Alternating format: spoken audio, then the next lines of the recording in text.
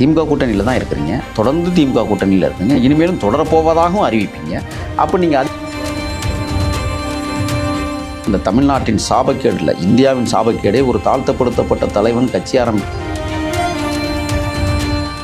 அவர் முழுக்க ஸ்டாலினை நம்பியிருக்கிறார், எஸ்எஸ் பாலாஜி. ஏன்னா அவங்க குடும்பம் வந்து திமுக குடும்பம், தெரியுமா உங்களுக்கு? எஸ்எஸ் பாலாஜியினுடைய குடும்பம் பாரம்பரிய திமுக குடும்பம். இன்றைக்கும் அவங்க அப்பா திமுகவில் தான் இருக்கிற, மகன் வந்து விசிகா. திமுக அப்படின்ற ஒரு தலைமையை ஆளுகின்ற கட்சியை யார் நிர்வாகம் பண்ணுறா? ஒன்று சபரீசனா, இல்லை உதயநிதி ஸ்டாலினா, முக ஸ்டாலினா? எதுலாம் கொள்ள தெரியுமில்ல? லா காலேஜில் பணி நியமனத்தில் கொள்ள, அது தெரியுமா தெரியாதா உங்களுக்கு? ஒரே ஒரு பேராசிரியர் 11 கல்லூரிகளுக்கு பேராசிரியர். கருணாஸ்னு ஒருத்தர் இப்போ வந்து உங்களோட ஒட்டி இருக்கிறார், ஜெயலலிதா கிட்ட இருந்துட்டு. அவருக்கு ஒரு 20 சீட்டு. அது என்னமோ ஒரு முக்குளத்தோர் புலிப்படையா ஏதோ குத்துற புலி தானே, புரியுதுங்களா உங்களுக்கு? அவங்களுக்கு நீங்கள் 15 சீட்டு கொடுத்து உதயசூரியன். முதல்ல இந்த கேள்வியிலேயே ஒரு பிழை இருக்குது.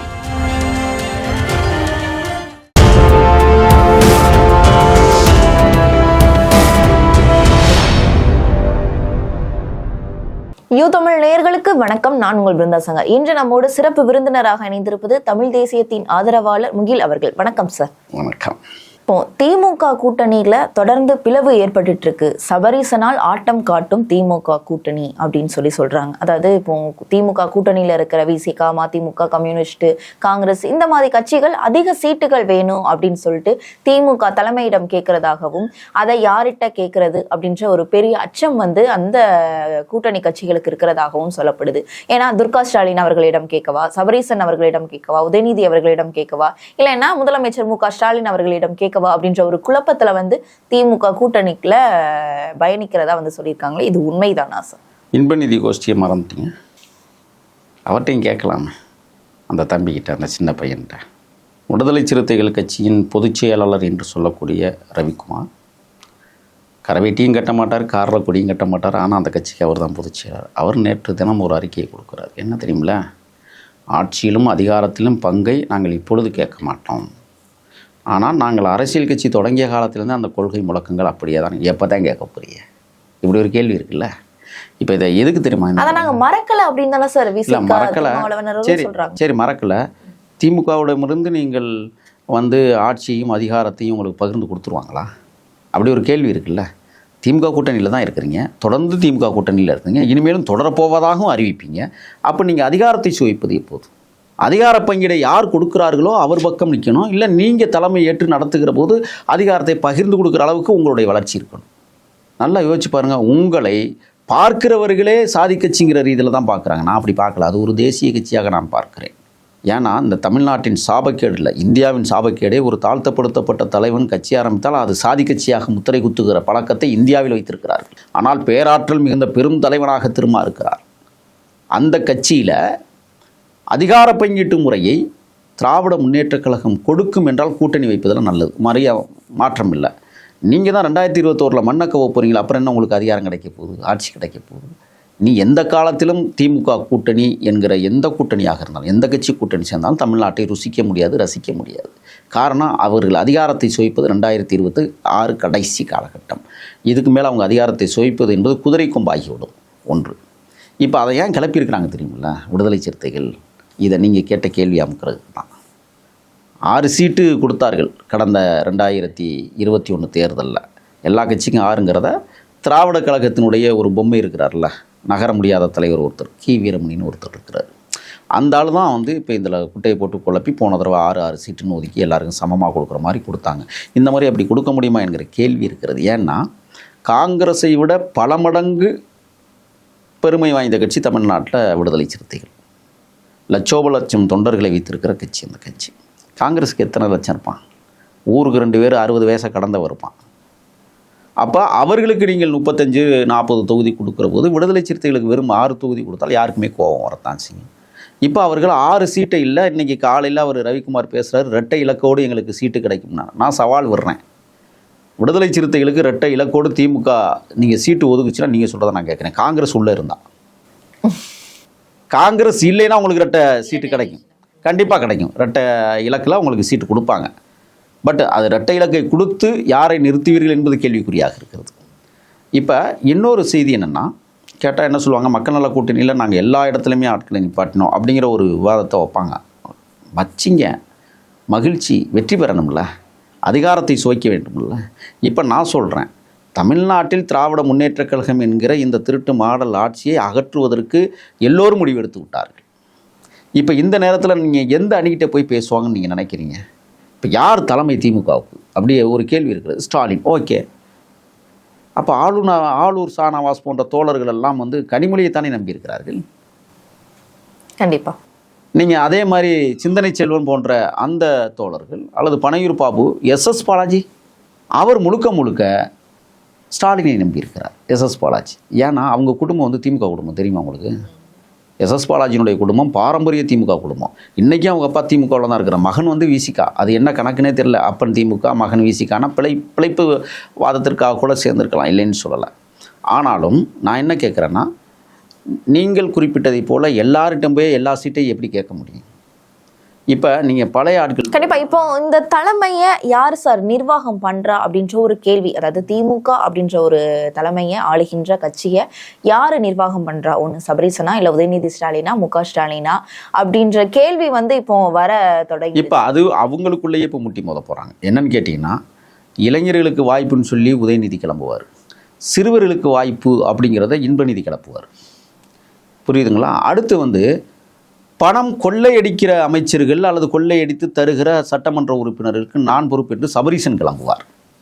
மரியாதைக்குரிய முதலமைச்சர் என்ன சொல்வார்? கொள்கையும் கோட்பாடுகளும் பெரியாரும் அண்ணாவும் என்று அவர் ஒரு திசையில். சரிங்க சார், இவங்க 4 பேரை நம்மளால கவனிக்க முடியுது. துர்கா ஸ்டாலினையும் இதுல வந்து இணைச்சிருக்காங்க. அதுதான் மிகப்பெரிய அது மறைமுகமான வேலைகள் நடந்துட்டு இருக்கு. எப்படின்னா, ஸ்டாலின் அவர்கள் தன்னுடைய மனைவியை மறைமுகமாக பயன்படுத்துகிறார். இப்போ ஒன்று சொல்கிறேன், திராவிட இயக்க பாரம்பரிய குடும்பம்னு சொல்கிறீங்க நீங்கள். கடவுள் இல்லவே இல்லைன்னு சொல்லுகிற குடும்பத்துக்குள்ளே துர்கா ஸ்டாலின் கோயிலாக போகிற ஒரு நிகழ்ச்சியை கூட உங்களால் கண்டுக்க முடியும். அது கேட்டால் என்ன சொல்லுவீங்க? அது அவருடைய உரிமை, அவருடைய தனி மனித விருப்பம், நாங்கள் அதுக்கு நுழைய விரும்பலை அப்படின்னு. அவர்கள் போய் அந்த கல்லுக்கிட்ட போய் என்ன வேண்டுறாங்கன்னு போய் பக்கத்தில் உட்காந்து கேட்டால் தான் தெரியும். என்னுடைய வீட்டுக்காரர் நல்லா இருக்கணும், உடம்பு ரீதியாக நல்லா இருக்கணும், கல்லுக்கிட்ட போய் கேட்டால் அது நல்லா இருக்குமா என்னங்கிறது அது கல் தான் பதில் சொல்லணும். இப்போ நான் என்ன சொல்கிறேன்னு சொன்னால், இந்த குடும்பத்துக்குள்ளேயே கொள்கைகள் சிதறி போய் கிடக்கு. அப்போ குடும்பத்துக்குள்ளே எல்லாரும் கட்சியை வழிநடத்துவதில் ஏன் சிதறாது அப்படிங்கிற ஒரு கேள்வி இருக்குது. அப்படிங்கும்போது இந்த சிதறல்கள் எல்லாமே என்ன செய்வாங்க? பொதுச் செயலாளர் பார்த்துக்கொள்வார்னு துரைமுருகன்கிட்ட ஒப்படைப்பாங்க. துரைமுருகனே டம்மி பீஸாக கிடக்கிறார்ல, துரைமுருகனே கொள்ளையடிச்சுட்டு எங்கடா போய் ஓடி ஒளிகிறதுன்னு இருக்கிறார்ல. யோசிச்சு பாருங்கள். அந்த பக்கம் நீங்கள் கேஎன்ஆர்னா, ஐயோ நம்மளால் முடியாது, 44 லட்சத்துக்கு நான் அன்னதானம் கொடுத்ததே இங்கே அசிங்கமாக பேசிக்கிட்டு இருக்கிறாங்கன்னு அவர் ஒரு பக்கம் கதறிக்கிட்டு இருக்கிறார். அமைச்சர் பெருமக்கள் எல்லாருமே கொள்ளையடிக்கிற அமைச்சர்களாக இன்றைக்கு வலம் வந்து கொண்டிருப்பதை பார்க்க முடிகிறது. எதெல்லாம் கொள்ள தெரியுமில்ல? லா காலேஜில் பணி நியமனத்தில் கொள்ள, அது தெரியுமா தெரியாதா உங்களுக்கு? ஒரே ஒரு பேராசிரியர் 11 கல்லூரிகளுக்கு பேராசிரியர்னு பணப்பட்டுவாடா நடந்திருக்கு. உங்களுக்கு தெரியுமா தெரியாதா? அது அப்போ இது போன்ற நுணுக்கமான கொள்ளைகளை, இதை நான் சொல்லலை, அறப்பொரு இயக்கம் இன்னைக்கு ஒவ்வொன்றாக வெளியிட்டு கொண்டிருக்கிறார்கள். இந்த டிரான்ஸ்ஃபார்மர்னு சொல்கிறோம்ல, அந்த டிரான்ஸ்ஃபார்மர்லாம் அந்த பாக்ஸ் இருக்குல்ல, மின்சாரத்தை பகிர்ந்து கொடுக்குற அந்த பாக்ஸ், அதில் 1000 கோடியில் 400 கோடி ரூபாய் 11 நிறுவனங்களுக்கு குத்தகைக்கு விட்டு ஒவ்வொரு நிறுவனத்திலும் பல கொள்ளைகள் நடந்திருக்கு. அதில் வந்து நீங்கள் பார்த்தீங்கன்னா 400 கோடி கொள்ளை நடந்ததாக அறப்பொரு இயக்கம் இன்னைக்கு தெரிவிச்சிருக்கு. அப்போ நீங்கள் இந்த இவ்வளவு கொள்ளை நடக்குதுல்ல, கூட்டணி கட்சிகள் வெக்கமாகவே இல்லையா? நான் கேட்குறேன், ஏன்டா அப்படி கொள்ளையடிக்கிறீங்க இந்த தேசத்தை? கேட்கலாம்ல. 100 ஆண்டுகள் பழமை வாய்ந்த பேரியக்கம் என்று சொல்லுகிற இடதுகளும் வலதுகளும் என்ன செய்து கொண்டிருக்கிறார்கள்? 30 ஆண்டு காலம் அரசியல் பயணத்தில் மிகப்பெரிய தவிர்க்க முடியாத சக்தியாக விடுதலை சிறுத்தைகள் தமிழ்நாட்டில் இன்றைக்கி நிலைநிறுத்தி வைக்கப்பட்டிருக்கிறது என்றால் அந்த மகத்தான தலைவன் உழைப்பு தான் காரணம். அவரை வந்து நம்ம எந்த இடத்துலையும் இழிவாக பேசிட முடியாது. ஏன்னா இந்த மண்ணை பாதுகாக்கிற தலைவர்கள் அவரும் ஒருவர்.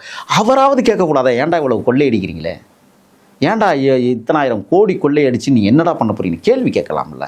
அது கூட தன்னுடைய எல்லா கட்சிகளும் சுயமரியாதையை இழந்து தேர்தல் பங்கீட்டு முறைக்காக மட்டுமே, தொகுதிகளை கைப்பற்ற வேண்டும் என்கிற எண்ணத்தின் அடிப்படையில் மட்டுமே திமுகவை இன்றைக்கும் ₹1 ஒருத்தம் கூட கேள்வி கேட்கல இந்த கூட்டணி கட்சி. கண்டிப்பா சார். இந்த நிலையில பார்க்கும்போது திமுக நினைக்கிறது வந்து நம்மளால புரிஞ்சுக்க முடியுது. என்ன அப்படின்னா, உதயசூரியன் சின்னத்துல வந்து திமுக தான் அதிக இடத்துல நின்று வாக்கு பெறணும் அப்படின்ற ஒரு இதுல வந்து திமுக வந்து குறியா இருக்கிறாங்க அப்படின்றத நம்மளால புரிஞ்சுக்க முடியும். இது நடக்குமா? நல்ல கேள்வி இது. தேர்தல் கமிஷனால் அங்கீகரிக்கப்பட்ட விடுதலை சிறுத்தைகள் பானை சின்னத்தில் நிற்கும்.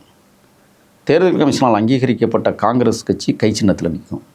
தேர்தல் கமிஷனால் அங்கீகரிக்கப்பட்ட இடதும் வலதும் அவரவர்கள் சின்னத்தில் நிற்பாங்க. மீத எல்லாருமே சாதி கட்சிகள். உங்களுக்கு புரியும்னு நினைக்கிறேன். இல்லைன்னா மத கட்சிகள். கேட்டால் இங்கே மதவாத முற்போக்கு கூட்டணின்னு சொல்லுவாங்க. மதவாதிகளை உள்ளே வச்சுக்கிட்டு மதசார்பின்மைன்னு பேசுவாங்க. இன்மைனா இல்லைன்னு அர்த்தம். கூடையே வச்சுக்கிட்டு சாதி கட்சியிலையும் கூடையே வச்சுக்குவாங்க. இப்போ சாதி கட்சிகளுக்கு எத்தனை சீட்டு கொடுக்க போகிறீங்க? உதயசூரியனில் நான் கேட்குறது. ஏன்னா அவர்கள் எல்லாரும் தேர்தல் கமிஷனால் அங்கீகரிக்கப்படவே இல்லை. அப்படின்னா நீங்கள் வந்து அந்த கொங்கு நாடு மக்கள் தேசிய கட்சியா? அந்த கொங்கு ஈஸ்வரன் ஒருத்தர் இருக்கிறார். ஒருத்தர் தான் இருப்பார் அந்த கட்சியில். அவருக்கு ஒரு 15 சீட்டு கொடுத்துருவீங்களா உதயசூரியனில்? சொல்லுங்கள்.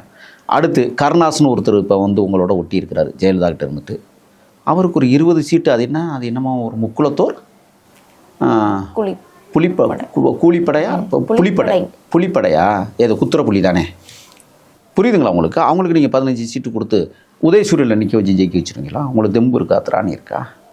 நான் சொல்லுகிறேன், இந்த நேரத்திலும் சொல்லுகிறேன், உறுதியாக சொல்லுகிறேன், திமுக கூட்டணி உடைவதற்கான பூசையை தொடங்கிவிட்டார்கள். கண்டிப்பா சார். அப்படி உடையுது அப்படின்னா அது வந்து அதிமுகவோட வந்து கூட்டணிக்கு இணையறதற்கு வாய்ப்பு இருக்கு அப்படின்னும், அதிகபட்சமாக தாவேகா தலைவர் விஜய் அவர்களோட கூட்டணி பேச்சுவார்த்தை நடத்துவது வந்து தொடர்ந்து நடைபெற்று இருக்கு. திமுக இருக்கிற கூட்டணிகள், முக்கியமா கம்யூனிஸ்ட், காங்கிரஸ் போன்ற கட்சிகள் வந்து தாவேகாவோட நடக்குது அப்படின்றாங்க. இவர்கள் தாவேகாவிடம் தான் அதிக செல்லருக்கு வாய்ப்பு இருக்குன்னு சொல்றாங்க. ஒரு சிலர் வந்து அதிமுக கூட்டணியிலையும் கூட்டணி பேச்சுவார்த்தை நடத்ததா இருக்காங்களே. இது எந்த அளவுக்கு யாருக்கு சாத்தியமாகும்? அதிமுகவுக்கு நல்ல வரவேற்பு இருக்குமா, இல்லைன்னா தாவேகாவிற்கு வரவேற்பு இருக்கும்? இல்லை, இப்போ அதை நம்ம பேசிவிட முடியாது. அதற்கு காரணம் என்னன்னா, முதல்ல உடச்சி வெளியில் வரட்டும். காங்கிரஸ் பேரியக்கம் தாவேகாவோடு பேசி கொண்டிருப்பதாக தகவல்கள் கசிந்து கொண்டிருக்கிறது. காங்கிரஸ் வெளியேறுமானால் அங்கே இடது வலது கம்யூனிஸ்டுகளும் இருக்க மாட்டார்கள், விடுதலை சிறுத்தைகளும் இருக்காது.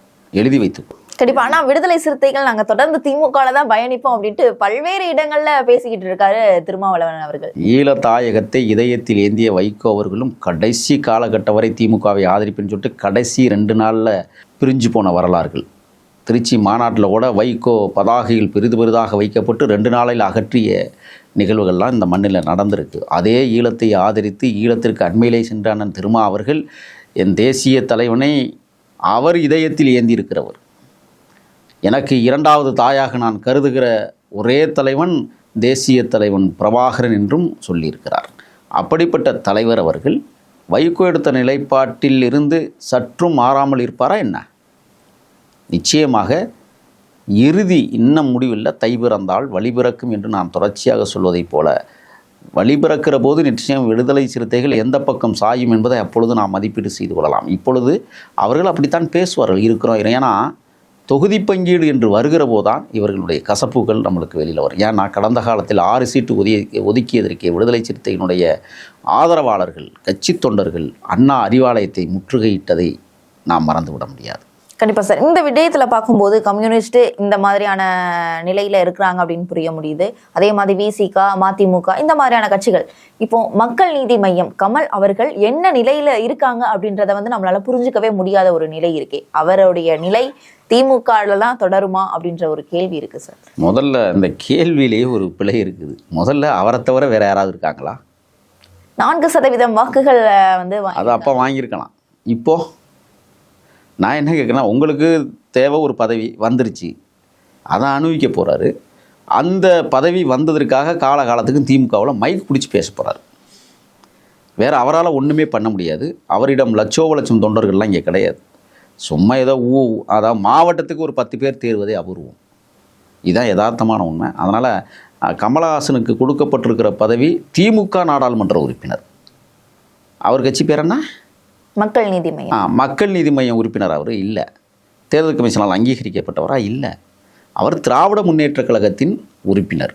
ஆகையால் அவர் ஆரம்பித்த மக்கள் நீதி மையத்தை கொண்டே திமுகவோடு சேர்த்து விட்டு கலை இலக்கிய பேரவைன்னு ஒன்று வச்சுருப்பாங்கள்ல, அந்த அணியோடு சேர்த்துட்டு இவரும் அங்கே போய் சேர்ந்துடுறது அவருக்கான மரியாதை. எதிர்காலம் அவருக்கு அதுதான் அமையும். ஆகையால் கமலஹாசன் ஏற்கனவே சேர்ந்து விட்டாரே ஒழிய புதிதாக போய் சேர வேண்டிய அவசியம் இல்லை. அவர் அங்கே தான் இருப்பார். ஏன்னா அந்த கருவாட்டு துண்டுக்கு நிச்சயமாக கடவாய் பற்கள் ருசி கேட்கும். அந்த அடிப்படையில் அவர் அங்கே தான் இருப்பார். ஆதரவாக தமிழ்நாடு முழுக்க பேசுகிறேன்னு சொல்லுவார். அவர் பேசியெல்லாம் மக்கள் இங்கே ஒரு பெரிய மாற்றத்தை உருவாக்க மாட்டார்கள். ஏனென்றால் கமலஹாசன் அடித்த டார்ச் லைட்டு பீஸாகி போனதையும் மக்கள் மறந்து விட மாட்டாங்க. கண்டிப்பாக சார், நீங்கள் சொன்ன மாதிரி தை பிறந்தா வழி பிறக்கும் அப்படின்றத ஏற்ற மாதிரி தேர்தல் நெருங்க திமுகவுடைய கூட்டணியில் பிளவு ஏற்படுமா அப்படின்றத நம்ம பொறுத்திருந்து தான் பார்க்கணும். திமுக கூட்டணி குறித்து பல்வேறு விவரங்களை எங்களோட பகிர்ந்தமைக்கு நன்றி. நன்றி.